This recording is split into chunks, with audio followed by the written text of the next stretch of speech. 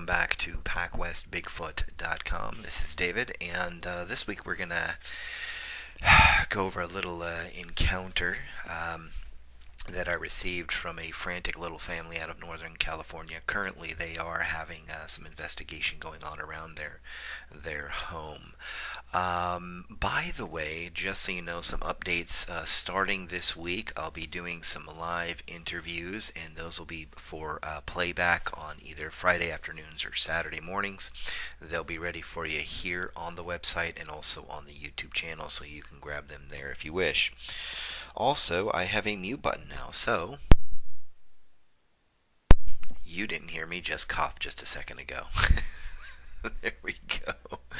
Alright, so let's get started with this week's encounter story, and here it is. Kids encounter Bigfoot outside bedroom window in Oric, California.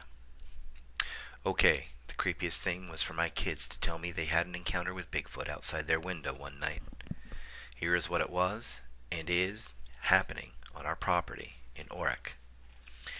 There are some people here investigating today. I will not divulge what organization they are with, but they are here and they are extremely helpful, actually.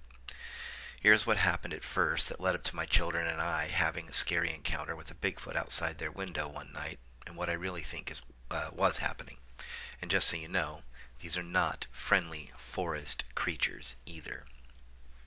It starts things that scream in the night. We had been there 8 months by the time we figured out something more sinister was happening. Not sinister in some person was trying to kidnap our kids. It was more like large predators were hanging out around our property and our kids were at risk. To tell you a pitiful truth, they had mentioned something once, and I did not believe them. I know it sounds horrible, but when your kids tell you there is a monster at their window, well, most of it think it was just a nightmare, and let it go at that. After it turned out that they did, well, I still feel bad about it today. So it all started about 2 months after moving to Oric. We had just moved from another small NorCal town. I moved into a nice place just north of town around the Skunk Cabbage Creek area, and that is as specific as I will get concerning where we live for now. I will not mention why we moved here either, as our jobs in such a small town would be a dead giveaway of who we are, and we wish to keep this to ourselves for now at least. And just so you know, as I stated above, the visits still happen, but they do not come as close to the house any longer. Besides, if they did, my husband and I would prove they exist with a dead body of one of which the world demands today. I am not much for killing animals, trust me. I'm no hunter and no fan of guns except for the protection purposes. Today we own 2 handguns and a .30-06. We keep high and out of the reach of our children, and we own them for only one reason: the Bigfoot on our property. About 2 months into living here, I awoke to a couple sounds one night. The sounds of what I could easily describe as, well, screaming from across the property.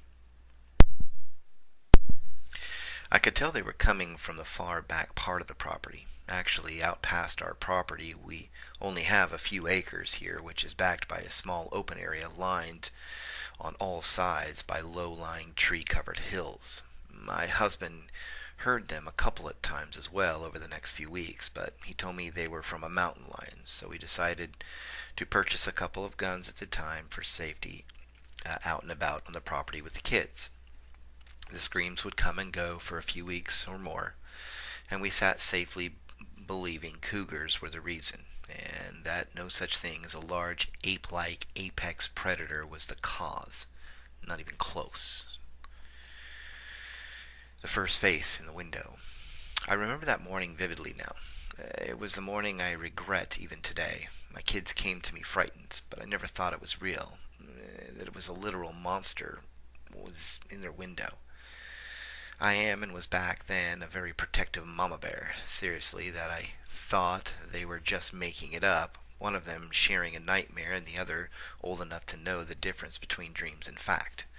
I have 2 girls, and at the time one was 5, the other was 3.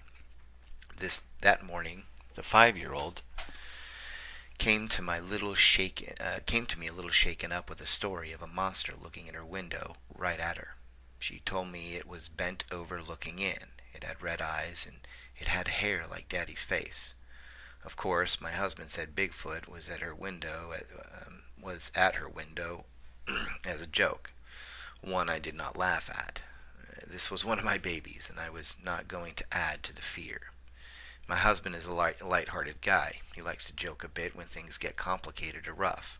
It is how he deals with things.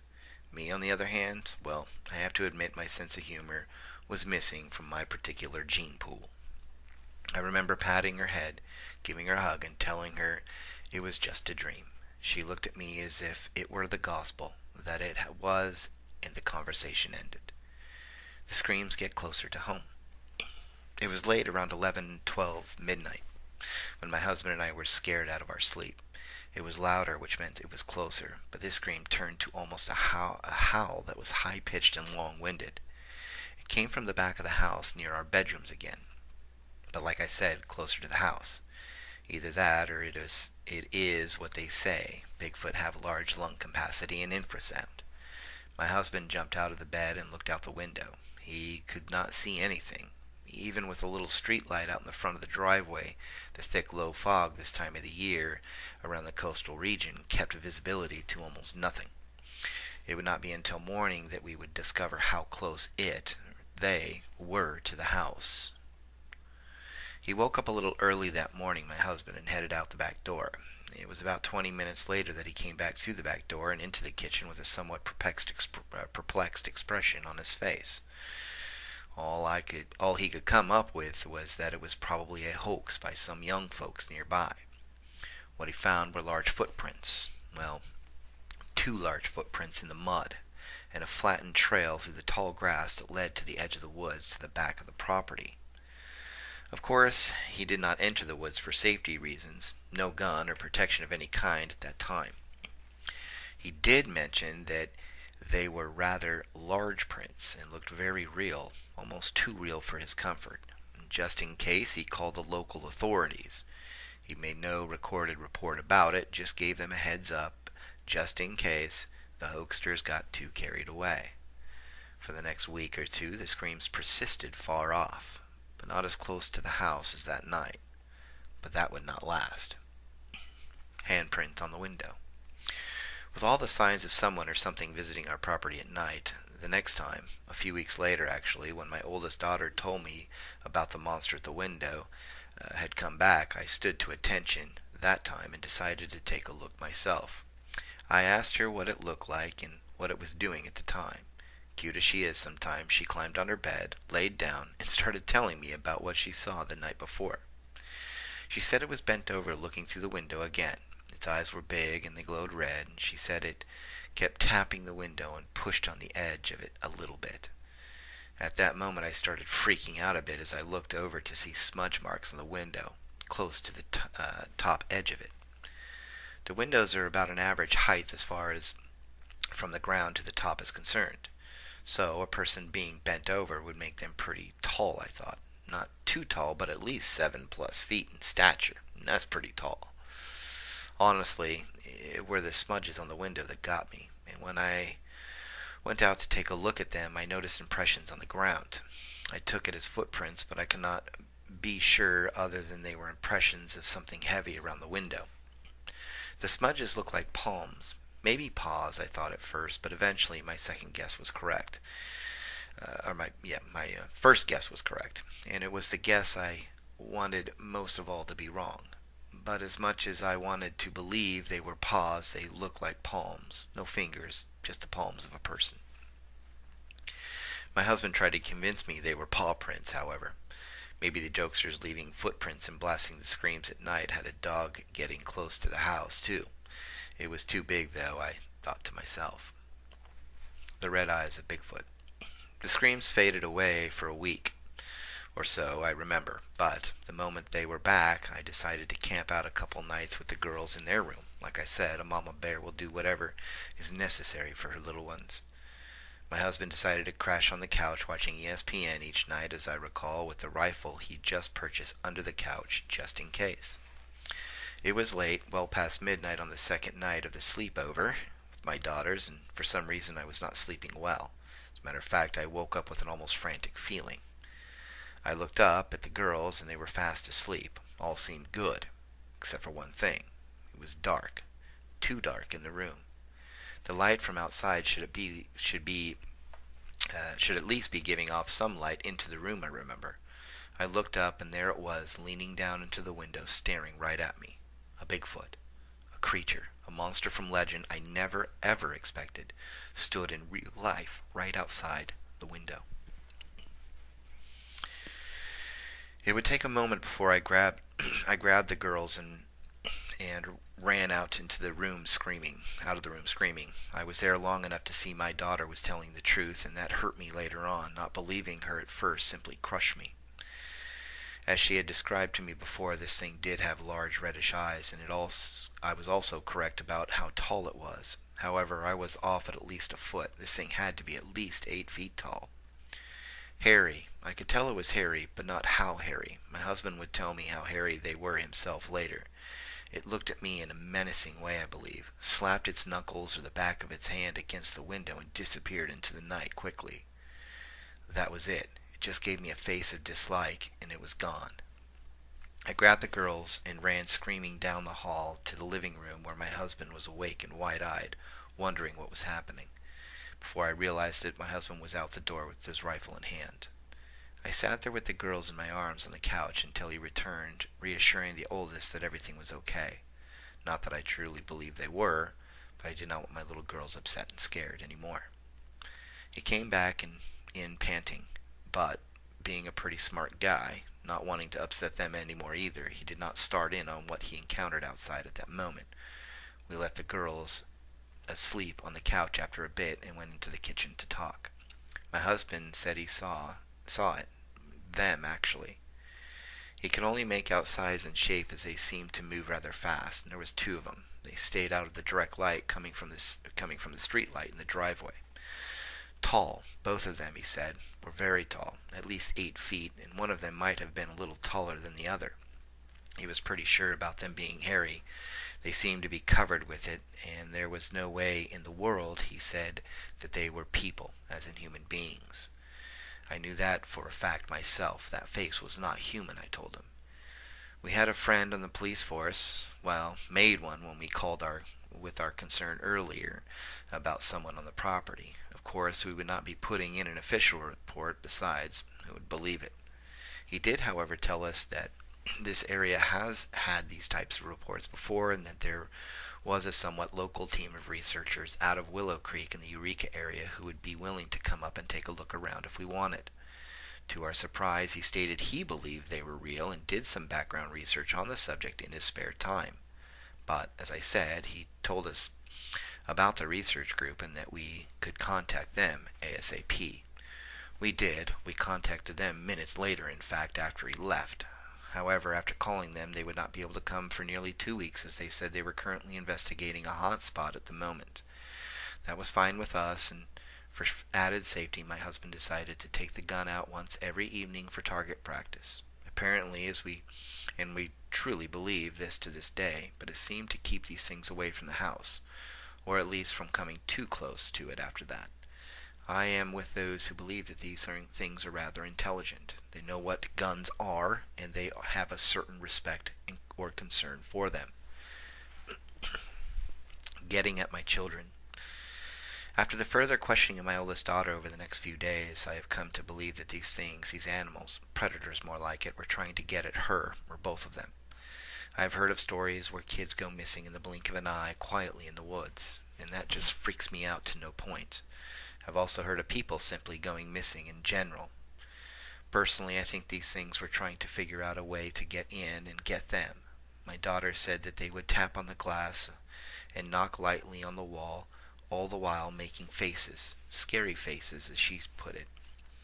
It was more than once, too. She said they were there rather often, and once she said it whistled at her. I shuddered to think about it at the time and now, but what if she had opened the window? What if she did and left it open on left it open on accident? Talk about feeling horrible. Failed mother. I can't believe I did not take what they said to heart at first. To think that some wild predator like that was trying to get at my children. Even now I still feel rather guilty. I'm feeling better, but still guilty. Unfortunately, because of our situation then and now, we could not just up and move. We had the home loan type we have. We would have to stay there for a few years or so before we could sell. So it meant we would always be outside when the girls wanted to play, and there was always a gun around, which made me feel uncomfortable at first, yes. I was, at the time, not a huge gun advocate. I am today, however. With the gun going off every other day, the night visits to the windows seemed to have stopped. However, footprints are still found within 40 to 50 yards or so of the house. When my husband and a friend of his would venture out to snoop around a bit on the property, they would find them. The Bigfoot Crew's research. It's been months since the Bigfoot stopped coming to my kids' window at night. Today we actually have a pretty popular research group out here. They have come up with a few casts of footprints and one recording a howl of some kind, and when they let me, I will share them with the public. For now, though, they are holding on to what they have recorded on our property, but they have assured us that they will share it all with us.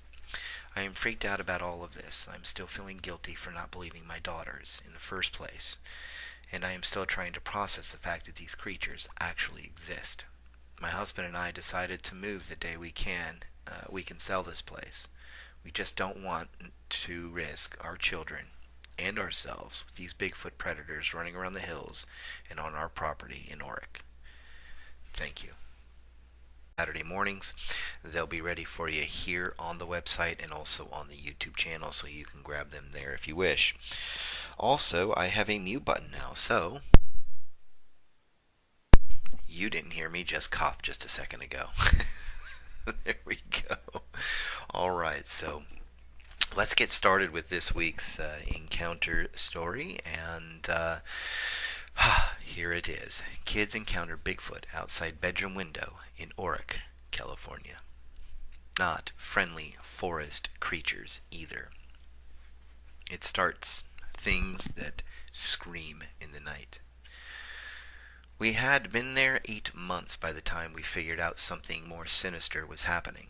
Not sinister in some person was trying to kidnap our kids. It was more like large predators were hanging out around our property and our kids were at risk. To tell you a pitiful truth, they had mentioned something once, and I did not believe them. I know it sounds horrible, but when you're... Okay, the creepiest thing was for my kids to tell me they had an encounter with Bigfoot outside their window one night. Here is what it was, and is, happening on our property in Oric. There are some people here investigating today. I will not divulge what organization they are with, but they are here and they are extremely helpful, actually. Here's what happened at first that led up to my children and I having a scary encounter with a Bigfoot outside their window one night, and what I really think was happening. And just so you know, these are kids tell you there is a monster at their window. Well, most of it think it was just a nightmare, and let it go at that. After it turned out that they did, well, I still feel bad about it today. So it all started about 2 months after moving to Oric. We had just moved from another small NorCal town and moved into a nice place just north of town around the Skunk Cabbage Creek area, and that is as specific as I will get concerning where we live for now. I will not mention why we moved here either. Alright, welcome back to PacwestBigfoot.com. This is David, and this week we're going to go over a little encounter that I received from a frantic little family out of Northern California. Currently, they are having some investigation going on around their home. By the way, just so you know, some updates starting this week. I'll be doing some live interviews, and those will be for playback on either Friday afternoons or Saturday.